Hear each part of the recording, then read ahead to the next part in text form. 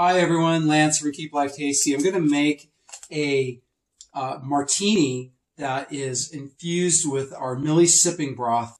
So the first thing we're going to do is we're going to open this up, and I'm actually going to be, everything I'm going to do for 2 servings. We're going to take two of our broth bags here and put that right into this cup, and 3 ounces of vodka for each serving. It takes about 3 minutes for the broth to infuse.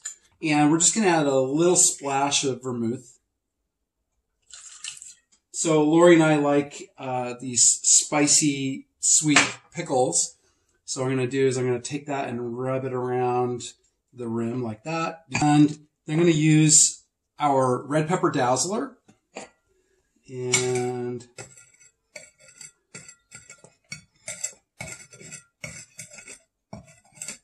there's that. Okay. Great.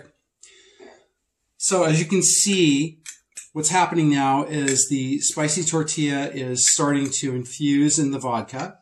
And the nice thing about this is that we're not going to be adding any water to this drink. So the flavor is going right into the alcohol. It's getting diluted right into the alcohol. And the longer we let it set, the more flavor will go in there. Again, about 3 minutes for it to get to the right spiciness. Now I'm going to do is I'm going to just pour all of this in to my shaker.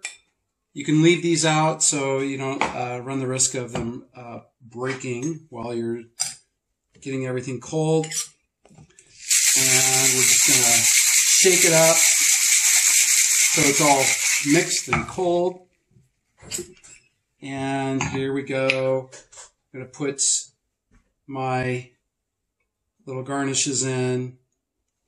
I've got my spicy pickles here. All right, here we go.